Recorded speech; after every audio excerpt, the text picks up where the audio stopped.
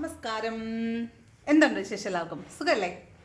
അപ്പോൾ നമുക്ക് ഓഗസ്റ്റ് മാസം എങ്ങനെ ഉണ്ട് എന്ന് നോക്കാം. ഓഗസ്റ്റ് മാസത്തിലെ എനർജി എന്താണെന്ന് ചെക്ക് ചെയ്യാം. അത് റിലേഷൻഷിപ്പിൽ എങ്ങനെയാണ്, കരിയറിൽ എങ്ങനെയാണ്, ഫിനാൻസിൽ എങ്ങനെയാണ്, ജനറലായിട്ട് എങ്ങനെയാണെന്ന് നോക്കാം. ഓക്കെ, അപ്പോൾ പോസിറ്റീവ് ആയിട്ടിരിക്കണേ. നോക്കാം എന്താണ് ഓഗസ്റ്റ് മാസത്തിൽ വരാനുള്ള എനർജീസ്. ഓക്കെ, ജനറലായിട്ട് മൊത്തത്തിൽ എങ്ങനെയുണ്ടെന്നൊരു നോക്കാം. ജനറലായിട്ട് ഓഗസ്റ്റ് മാസത്തിലെ എനർജി എന്താണ്? ഓഗസ്റ്റ് മാസത്തിലെ ജനറൽ എനർജി എന്താണ്? ഫസ്റ്റ് കാർഡ് സക്സസ് ആൻഡ് വിക്ടറിയാണ്. അപ്പോൾ വളരെ പ്രതീക്ഷിക്കാനുള്ള ഒരു വകയുള്ള ഒരു മാസമായിട്ടാണ് കാണുന്നത്. സക്സസ് ആൻഡ് വിക്ടറിയാണ്. അതുപോലെ നമ്മൾ ചെയ്യുന്ന കാര്യങ്ങളിൽ എത്രത്തോളം ആത്മാർത്ഥമായിട്ട് ജോലി ചെയ്യുന്നോ എത്രത്തോളം പാഷനേറ്റ് ആയിട്ട് ജോലി ചെയ്യുന്നോ അത്രത്തോളം നമുക്ക് വിജയിക്കാൻ പറ്റും, അച്ചീവ് ചെയ്യാൻ പറ്റും.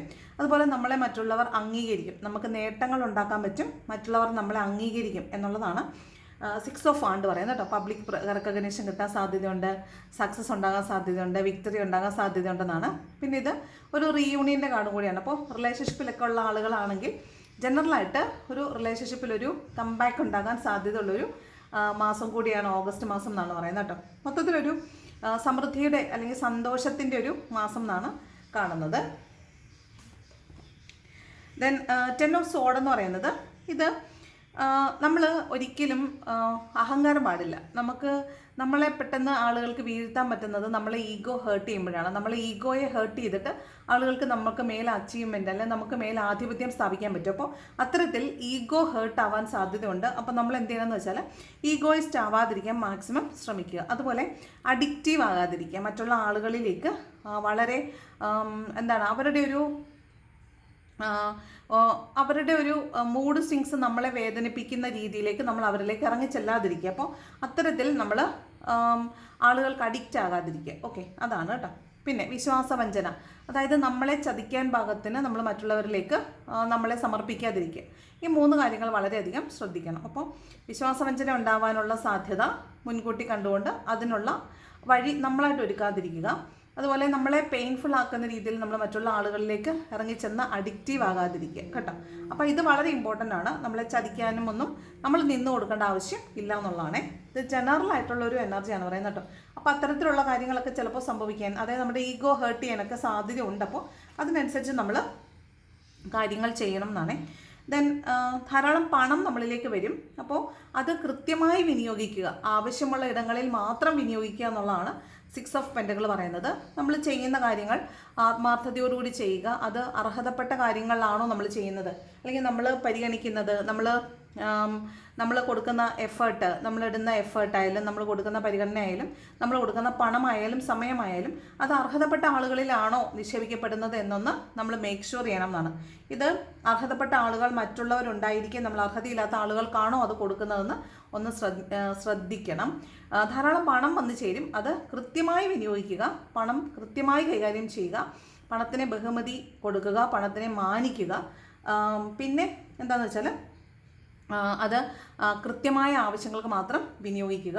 അർഹതയില്ലാത്ത ആളുകൾക്ക് അത് വെച്ച് നീട്ടി നമ്മൾ തന്നെ അല്പന്മാരാവാതിരിക്കാൻ ശ്രമിക്കുക. ഓക്കെ, അപ്പോൾ ഇത്രയാണ് ഒരു ജനറൽ ആയിട്ടുള്ള റീഡിംഗ് എന്ന് പറയുന്നത്. കാരണം ബോട്ടം നിൽക്കുന്ന പേജ് ഓഫ് സോർട്സ് ആണ്. അപ്പോൾ പാസ്റ്റിൽ നിങ്ങൾക്ക് ഈ രീതിയിലെല്ലാം ചിലപ്പോൾ നിങ്ങൾക്ക് അബദ്ധം പറ്റിയിട്ടുള്ളവരായിരിക്കാം. അപ്പോൾ അതിൽ നിന്നെല്ലാം പാഠം ഉൾക്കൊണ്ടിട്ടുണ്ടാവും. ആ രീതിയിൽ വേണം നിങ്ങൾ ഈ മാസം കൈകാര്യം ചെയ്യാൻ കേട്ടോ. അപ്പോൾ ഇത്തരത്തിൽ ഒരു കാരണവശാലും പണം ആവശ്യമില്ലാതെ വിനിയോഗിക്കുക, അർഹതയില്ലാത്തവർക്ക് കൊടുക്കുക, അർഹതയില്ലാത്ത ഇടങ്ങളിൽ പണം വിനിയോഗിക്കുക. ഇപ്പോൾ അർഹതയില്ലാത്ത ഇടം എന്ന് വെച്ചാൽ ലോട്ടറി എടുക്കുന്ന സ്വഭാവമുള്ളവരുണ്ടാവും. അപ്പോൾ ലോട്ടറി എടുക്കുന്നത് തെറ്റാണെന്ന് പറയുന്നില്ല, പക്ഷേ ഡെയിലി നമ്മൾ കയ്യിലുള്ള പണത്തിനേക്കാൾ കൂടുതൽ കടം വലിച്ചു വെച്ചുകൊണ്ട് ലോട്ടറിയിലൊക്കെ ഇൻവെസ്റ്റ് ചെയ്യുന്നത് ശരിയല്ല, നമ്മുടെ സാമ്പത്തിക നിലയെ അല്ലാതെ ബാധിക്കുന്ന ഒരു കാര്യമാണ്. അപ്പോൾ അത്തരത്തിലുള്ള കാര്യമൊന്നും ചെയ്യാതിരിക്കുക. അത് അർഹതയില്ലാത്തവരടുത്തുള്ള ഇൻവെസ്റ്റ്മെൻ്റ് ആണ്. അപ്പോൾ അങ്ങനെയുള്ള കാര്യങ്ങൾ ചെയ്യാതിരിക്കുക കേട്ടോ. അപ്പോൾ അതാണ് പറയുന്നത്, നല്ല ആലോചനയ്ക്ക് ശേഷം മാത്രം ചെയ്യുക. ഓക്കെ, അപ്പോൾ ഇതാണ് ജനറൽ ആയിട്ടുള്ളൊരു റീഡിംഗ് എന്ന് പറയുന്നത്. അപ്പോൾ നല്ലൊരു മാസമാണ് കേട്ടോ, നല്ലൊരു മാസമാണ് ഓഗസ്റ്റ് മാസം ജനറലായിട്ട് നോക്കുമ്പോൾ കാണുന്നത്. ഇനി ഫിനാൻഷ്യലി എങ്ങനെയുണ്ടെന്ന് നോക്കാം. ഫിനാൻഷ്യലി എന്താണ് ഓഗസ്റ്റ് മാസത്തിലെ എനർജി? ഫിനാൻഷ്യലി എന്താണ് ഓഗസ്റ്റ് മാസത്തിലെ എനർജി നോക്കാം. ഫിനാൻഷ്യലി ഓഗസ്റ്റ് മാസത്തിലെ എനർജി എന്താണ്? ഫിനാൻഷ്യലി ഓഗസ്റ്റ് മാസത്തിലെ എനർജി എന്താണ്? ഫിനാൻഷ്യലി ഓഗസ്റ്റ് മാസത്തിലെ എനർജി എന്താണ്?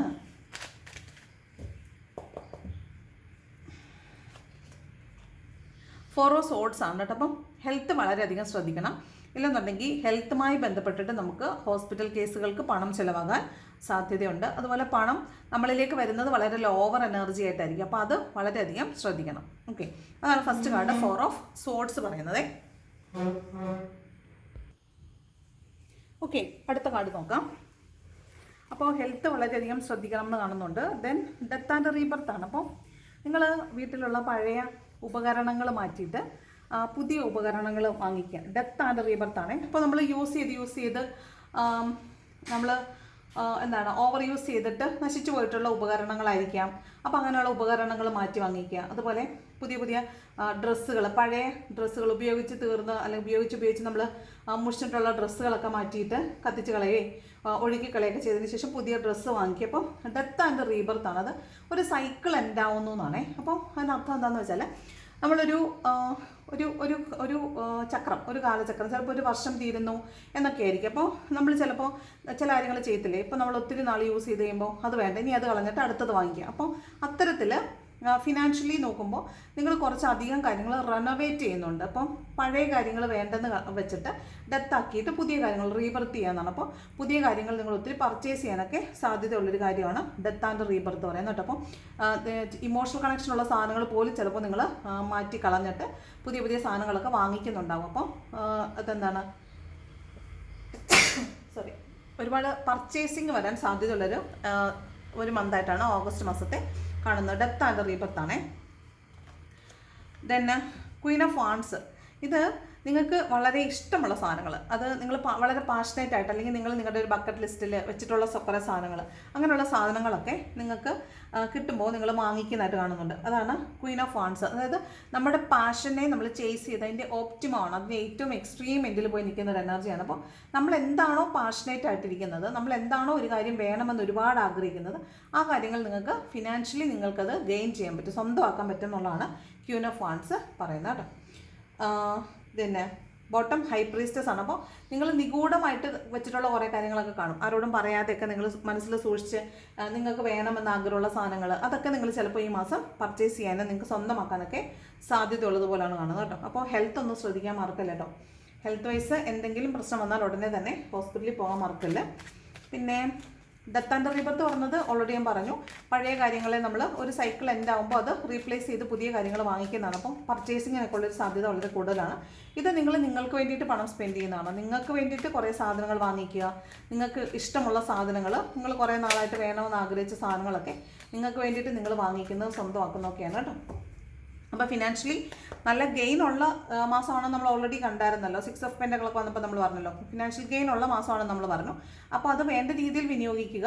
ഇത്തരത്തിൽ പണം പക്ഷേ നിങ്ങൾക്ക് പണം ഈ രീതിയിലൊക്കെ നിങ്ങൾ ശ്രദ്ധിച്ച് കൈകാര്യം ചെയ്യണം. ഹെൽത്തൊക്കെ നിങ്ങൾ വളരെയധികം ശ്രദ്ധിക്കണം എന്നാണ് കാണുന്നത്. ഇനി റിലേഷൻഷിപ്പിൽ എങ്ങനെയാണ് ഓഗസ്റ്റ് മാസം നോക്കാം. 4 ഓഫ് കപ്സ് ആണ്. ഒരുതരം നിരാശ തോന്നുന്നു എന്നാണത്. ചിലപ്പോൾ നിങ്ങളുടെ പാസ്റ്റിൽ നിങ്ങളെടുത്തൊരു തീരുമാനത്തെ നിങ്ങൾ അതിനെ ഓർത്ത് നിങ്ങൾ ദുഃഖിക്കുന്നതായിരിക്കും. ചിലപ്പോൾ അത് ഇപ്പോഴും നിങ്ങളത് നിരാശപ്പെടുത്തുന്നുണ്ടായിരിക്കും. ചിലപ്പോൾ നിങ്ങളുടെ ഒരു വാക്കിൻ്റെ പുറത്തായിരിക്കും, അല്ലെങ്കിൽ നിങ്ങളെടുത്തൊരു തീരുമാനത്തിൻ്റെ പുറത്തായിരിക്കും ഒരു പക്ഷേ നിങ്ങളുടെ റിലേഷൻഷിപ്പുകൾ മാറി നിൽക്കുന്നത്. അപ്പോൾ അതിൻ്റെ പേരിൽ ദുഃഖിക്കുന്നു എന്നുള്ളതാണ് 4 ഓഫ് കപ്പ് പറയുന്നത്. അപ്പോൾ അത്തരത്തിലുള്ളൊരു നിരാശ ചിലപ്പോൾ തോന്നുന്നുണ്ടാവാൻ സാധ്യതയുണ്ട്. അതുപോലെ നമുക്ക് ചില കാര്യങ്ങൾ മടുപ്പ് തോന്നുക, വേണ്ടായിരുന്നു, അല്ലെങ്കിൽ ഈ റിലേഷൻഷിപ്പിലോട്ട് പോകണ്ടായിരുന്നു എന്ന് തോന്നുക, അല്ലെങ്കിൽ ആ റിലേഷൻഷിപ്പിലെ ചില പാറ്റേൺസ് അല്ലെങ്കിൽ റിപ്പീറ്റഡ് ആയിട്ട് വരുന്ന ഒരു ലൂപ്പ് ഉണ്ടല്ലോ, അതായത് വഴക്കുകൾ ഉണ്ടാകുന്നത് എപ്പോഴും ഒരേ പാറ്റേണിലായിരിക്കും. ഒരേ കാര്യം പറഞ്ഞ് വഴക്കുകൾ ഉണ്ടാവുക, അത് ഒരേ രീതിയിൽ കോംപ്രമൈസ് ചെയ്യുക, നെക്സ്റ്റ് ടൈം വീണ്ടും ഇതേ കാര്യം പറഞ്ഞ് വഴക്കുണ്ടാവുക, അത്തരത്തിൽ മടുപ്പ് തോന്നുന്ന ഒരു എനർജി കൂടിയാണ് 4 ഓഫ് കപ്സ് എന്ന് പറയുന്നത്. അപ്പോൾ റിലേഷൻഷിപ്പിനകത്ത് ഒരുതരം വിരസത, മടുപ്പ്, ഡിസപ്പോയിൻമെൻ്റ് ഒക്കെ ഉണ്ടാകാൻ സാധ്യതയുണ്ട്. അപ്പോൾ നമ്മൾ എന്ത് ചെയ്യണം, നമ്മളെപ്പോഴും ലൈവ്ലി ആയിട്ട് വെക്കുക, റിലേഷൻഷിപ്പുകളെ വളരെ ഹെൽത്തി ആയിട്ട് വെക്കുക. വളരെ നമുക്ക് ഹാപ്പിനെസ് കിട്ടുന്ന ഇടങ്ങളാണ് നമ്മുടെ റിലേഷൻഷിപ്പുകൾ എന്ന് പറയുന്നത്. അല്ലാതെ വേദനിക്കാൻ വേണ്ടിയിട്ടല്ലല്ലോ. ബന്ധങ്ങൾ എപ്പോഴും നമുക്ക് മരുന്നാകേണ്ടവയാണ്, അല്ലാതെ നമുക്ക് വേദന ഉണ്ടാക്കാൻ വേണ്ടിയുള്ളതല്ല ബന്ധങ്ങൾ. അപ്പോൾ ഇങ്ങനെ മടുപ്പൊന്നും ഉണ്ടാകാത്ത രീതിയിൽ നമ്മൾ ബന്ധങ്ങളെ എപ്പോഴും റിഫ്രഷ്ഡ് ആക്കി വെക്കുക, എപ്പോഴും വളരെ ഹെൽത്തി ആക്കി വെക്കുക, സ്മൂത്തായിട്ട് വെക്കുക. അതുപോലെ പുതുമകൾ കൊണ്ടുവരിക ബന്ധങ്ങളിൽ.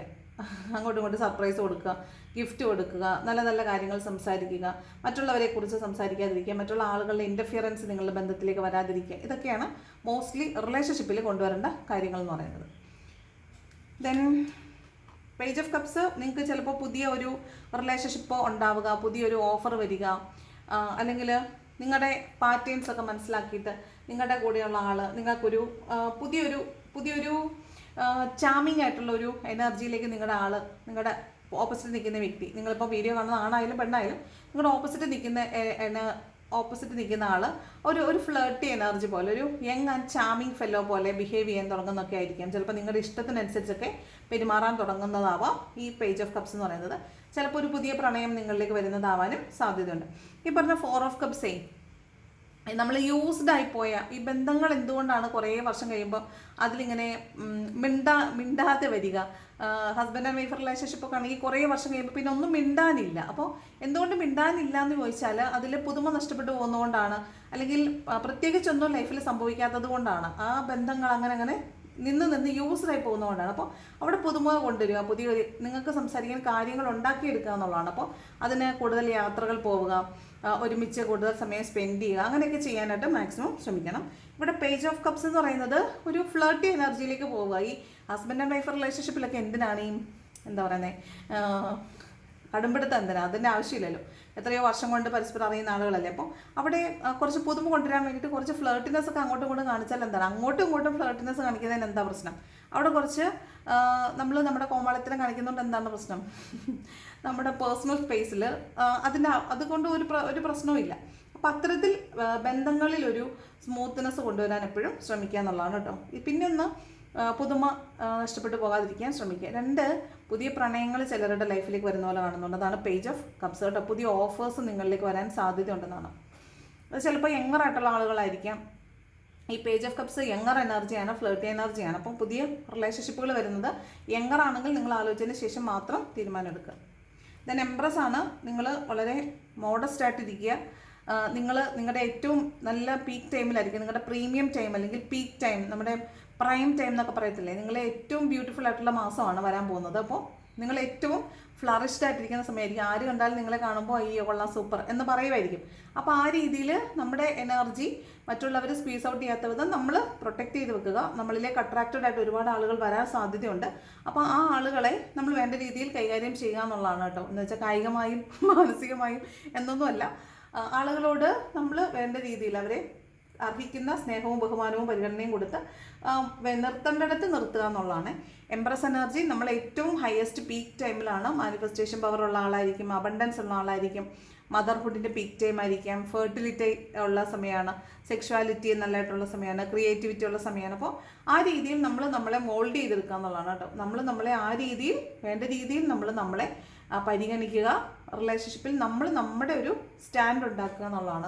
നമ്മുടെ ഒരു എംപ്രസിൻ്റെ എനർജി അവിടെ സൂക്ഷിക്കുക എന്നുള്ളതാണ്. അപ്പോൾ ആണായാലും പെണ്ണായാലും നിങ്ങളുടെ വാല്യൂ കളയാത്ത വിധം നിങ്ങൾ റിലേഷൻഷിപ്പുകളിൽ നിങ്ങളുടെ സ്പേസ് ഒക്കുപ്പൈ ചെയ്യുക കേട്ടോ. അപ്പോൾ ഇതാണ്. ഒരു മടുപ്പ് തോന്നുന്ന പോലെ കാണുന്നുണ്ട്, കുഴപ്പമില്ല, അത് നമ്മൾ ശ്രമിച്ചാൽ മാറ്റാവുന്നതേ ഉള്ളൂ.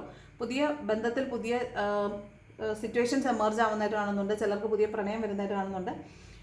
എംപ്രസിൻ്റെ എനർജി സെക്ഷുവാലിറ്റിയുടെയും കൂടെ കാർഡാണ്, ഫെർട്ടിലിറ്റിയുടെ കാർഡാണ്. അപ്പോൾ പ്രഗ്നൻസി ഒക്കെ ട്രൈ ചെയ്തുകൊണ്ടിരിക്കുന്നവരൊക്കെ ആണെങ്കിൽ നിങ്ങളെ സംബന്ധിച്ച് നല്ല സമയമാണ് വരാൻ പോകുന്നത്. നിങ്ങളുടെ ലൈഫിലേക്ക് ഒരു കുഞ്ഞുമാവിയൊക്കെ വരുന്നുണ്ടാവാൻ സാധ്യതയുണ്ട്. 8 ഓഫ് പെൻറ്റക്കിൾ എന്ന് പറയുന്നത് ചിലപ്പോൾ ഒരു ട്രസ്റ്റ് ഇഷ്യൂൻ്റെയൊക്കെ വിഷയം ചിലപ്പോൾ റിലേഷൻഷിപ്പിൽ ഉണ്ടാവാൻ സാധ്യതയുണ്ട്. അങ്ങോട്ടും ഇങ്ങോട്ടും മറ്റുള്ളവരുടെ പേര് പറഞ്ഞുള്ള വഴക്കുകൾ ഉണ്ടാകാം. ഈ 4 ഓഫ് കപ്സ് വന്നപ്പോൾ ഞാൻ പറഞ്ഞായിരുന്നു, നിങ്ങൾ ചിലപ്പോൾ ട്രസ്റ്റ് ഇഷ്യൂ, മറ്റുള്ള ആളുകളുടെ ഇൻ്റർഫിയറൻസ് ഉണ്ടാവാതിരിക്കാൻ പരമാവധി ശ്രമിക്കണം എന്നുള്ളത് കേട്ടോ. അപ്പോൾ അതൊന്ന് ശ്രദ്ധിക്കണേ. അടുത്തത് നമുക്ക് കരിയറിൽ ഓഗസ്റ്റ് മാസം എങ്ങനെ ഉണ്ടെന്ന് നോക്കാം. കരിയറിൽ ഓഗസ്റ്റ് മാസം എന്താണ് കരിയറിൽ വരാൻ പോകുന്ന മാറ്റം? എന്താണ് ഓഗസ്റ്റ് മാസത്തിൽ കരിയറിൽ വരാൻ പോകുന്ന മാറ്റം? 8 ഓഫ് കപ്സ് ആണ്. അപ്പോൾ നിങ്ങളുടെ വർക്ക് പ്ലേസിൽ ചിലപ്പോൾ ചില കോൺഫ്ലിക്റ്റുകളൊക്കെ ചിലപ്പോൾ ഉണ്ടാകാൻ സാധ്യതയുണ്ട്. ആളുകളോടൊരു ഡിറ്റാച്ച്മെൻറ്റ്, അതായത് ഞാൻ അവരോട് ഇങ്ങനെ ഭയങ്കര ഇമോഷണലി കണക്റ്റഡ് ആയിരിക്കേണ്ട ആവശ്യമൊന്നും ഇല്ല എന്ന് ചിലപ്പോൾ നിങ്ങൾ വിചാരിക്കുന്നതായിരിക്കാം. അല്ലെങ്കിൽ ചെയ്യുന്ന ജോലിയോട് ചെറിയൊരു മടുപ്പ് തോന്നുന്നതായിരിക്കും. ആ ഒരു എനർജിയാണ് 8 ഓഫ് കപ്സ്. നമുക്ക് ചെയ്തുകൊണ്ടിരിക്കുന്ന ആ ഒരു നമ്മൾ ഇൻവെസ്റ്റ് ചെയ്യുന്ന സമയം, അല്ലെങ്കിൽ നമ്മൾ ഇൻവെസ്റ്റ് ചെയ്യുന്ന നമ്മുടെ ഒരു നമ്മൾ ഓഫർ ചെയ്യുന്ന നമ്മുടെ എനർജി എന്ന് പറയുന്നത് അവിടെ ആവശ്യമില്ല എങ്കിൽ നമ്മൾ അതിൽ നിന്ന് മാറി നിൽക്കാൻ ശ്രമിക്കുമല്ലോ.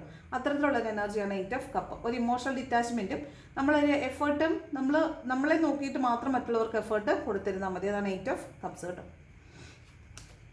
Then 6 of cup. ചിലരെ ആളുകൾക്ക് ചിലപ്പോൾ നിങ്ങളുടെ പഴയ ജോലി സ്ഥലത്തേക്ക്, ഇപ്പോൾ ഉള്ള ജോലി സ്ഥലം മാറി പഴയ ജോലി സ്ഥലത്തേക്ക് ചിലപ്പോൾ നിങ്ങൾ തിരിച്ചു പോകുന്നതായിരിക്കാം. അല്ലെങ്കിൽ നിങ്ങൾക്ക് മുൻപുണ്ടായിരുന്ന അല്ലെങ്കിൽ നിങ്ങൾക്ക് മുൻപ് അറിയുമായിരുന്ന ആളുകളിൽ നിന്നോ, മുൻപുണ്ടായിരുന്ന ജോലി സ്ഥലത്ത് നിന്നോ, മുൻപ് നിങ്ങളുടെ കൂടെ ജോലി ചെയ്തിരുന്ന ആളുകളിൽ നിന്നൊക്കെ ചിലപ്പോൾ ഒരു ജോലി ഓഫറൊക്കെ വരാൻ സാധ്യതയുണ്ട് കേട്ടോ. പഴയ ആളുകളായിരിക്കാം, പഴയ സ്ഥലമായിരിക്കാം, അങ്ങനെ ചിലപ്പോൾ നിങ്ങളുടെ സിബ്ലിങ്സ് ആയിരിക്കാം ഒരു ജോബ് ഓഫറിനൊക്കെ നിങ്ങളെ ഹെൽപ്പ് ചെയ്യുന്നത്. അപ്പോൾ അത്തരത്തിലൊരു ജോബ് ഓഫറൊക്കെ കിട്ടാൻ സാധ്യത ഉള്ള പോലെ കാണുന്നുണ്ട്. മോസ്റ്റ്ലി അത് പഴയ നിങ്ങൾക്ക് മുൻപറിയാവുന്ന ആളുകളിൽ നിന്നോ മുൻപറിയാവുന്ന ഇടങ്ങളിൽ നിന്നോ ആയിരിക്കാനാണ് സാധ്യത. പ്രത്യേകിച്ചും സിബ്ലിങ്സിൽ നിന്നൊക്കെ നിങ്ങൾക്ക് ഹെൽപ്പ് കിട്ടാനൊക്കെ അവരുടെ സഹായത്തോടു കൂടി പുറത്തൊക്കെ പോകാനൊക്കെ ഉള്ളൊരു സാഹചര്യം കാണുന്നുണ്ട് കേട്ടോ. കുറച്ച് പേർക്ക് കരിയറിൽ അങ്ങനെ ഒരു ഗ്രോത്ത് കാണുന്നുണ്ട്. Then queen of cups. ഒന്നിലധികം ഓഫേഴ്സ് വരുന്നവരെ കാണുന്നുണ്ട്. അതുപോലെ നിങ്ങൾ ഒരു എണ്ണത്തിൽ മാത്രം കോൺസെൻട്രേറ്റ് ചെയ്തിരിക്കാൻ പാടില്ല. നിങ്ങൾ ഒരിടത്ത് മാത്രം നോക്കിയിരുന്നാൽ ഇൻ കേസ് അത് കിട്ടാൻ പ്രയാസമാണെങ്കിൽ നിങ്ങൾക്ക് സമയം നഷ്ടം വരും. അപ്പോൾ നമ്മുടെ ഫിനാൻഷ്യലി നമ്മൾ ബേർഡൻഡ് ആവും. അപ്പോൾ അത്തരത്തിലുള്ള എനർജി വരാൻ സാധ്യതയുണ്ട്. ഫിനാൻഷ്യലി കുറച്ചൊരു ബേർഡൻഡ് ആയിട്ട് കാണുന്നുണ്ട് കുറച്ച് പേർക്ക്. അപ്പോൾ നിങ്ങൾ ഒരു ജോബ് മാത്രം, ഒരു CV കൊടുത്ത് ഒരിടത്ത് ഇൻ്റർവ്യൂവിന് പോയിട്ട് അത് മാത്രം നോക്കി നിൽക്കാൻ പാടില്ല. നിങ്ങൾ മാക്സിമം സ്ഥലങ്ങളിൽ CV കൊടുക്കുക, മാക്സിമം സ്ഥലങ്ങളിൽ ഇൻ്റർവ്യൂ അറ്റൻഡ് ചെയ്യുക, ഏറ്റവും നല്ല രീതിയിൽ നിങ്ങളതിനെ അപ്രോച്ച് ചെയ്യുക. അപ്പോൾ നിങ്ങൾക്ക് ഒന്നല്ലെങ്കിൽ ഒന്ന് കിട്ടാനുള്ള സാധ്യത വളരെ കൂടുതലായിരിക്കും. ജോലി സ്ഥലത്ത് ഇമോഷണൽ കണക്ഷൻ വേണ്ട, അത് കുറച്ച് നിങ്ങളെ ഹേർട്ട് ചെയ്യാൻ സാധ്യതയുണ്ട്. അതുപോലെ കിട്ടുന്ന നല്ല ഓഫേഴ്സ് നോക്കി സെലക്ട് ചെയ്യുക. ജോബിൽ കുറച്ച് എക്സ്ട്രാ എഫേർട്ട് ഉണ്ടാവാൻ സാധ്യതയുണ്ട്. ചിലർക്കൊക്കെ ഫിനാൻസ് നിങ്ങളുടെ സാലറിയിൽ കട്ട് വരാൻ സാധ്യതയുണ്ട്. സാലറിയിൽ പോയിക്കൊണ്ടിരിക്കുന്ന സാലറി കട്ട് വരാൻ സാധ്യതയുണ്ട്. അപ്പോൾ ഇത്തരത്തിലുള്ളൊരു ഫിനാൻഷ്യൽ ചിലപ്പോൾ ഒരു ചെറിയൊരു കുറവ്, സാലറിയിലൊക്കെ കുറവ് വരുമ്പോഴത്തേക്ക് നമ്മൾ കുറച്ചൊന്ന് സ്ട്രഗിൾ ആകുമല്ലോ. അത്തരത്തിലുള്ള എനർജിയും കാണുന്നുണ്ട്. ഓക്കെ, അപ്പോൾ ഇതാണ് മൊത്തത്തിൽ ഓഗസ്റ്റ് മാസത്തിൽ എങ്ങനെയുണ്ട് എന്ന് ചോദിച്ചാൽ ഉള്ളൊരു എനർജി കേട്ടോ. അപ്പോൾ ഈ റീഡിങ് നിങ്ങൾക്ക് റെസണേറ്റ് ആവുന്നുണ്ടോ എന്ന് നോക്കുക. വീഡിയോ ഇഷ്ടപ്പെട്ടാൽ ലൈക്ക് ചെയ്യുക, ഇഷ്ടപ്പെട്ടില്ലെങ്കിൽ ഡിസ്ലൈക്ക് ചെയ്യുക. കമൻറ്റ് ചെയ്യാൻ ഇഷ്ടമുള്ളൊരു കമൻറ്റ് കൂടെ ചെയ്യണം. Thank you so much for watching my video. നല്ലൊരു ദിവസം ആശംസിക്കുന്നു. Thank you so much.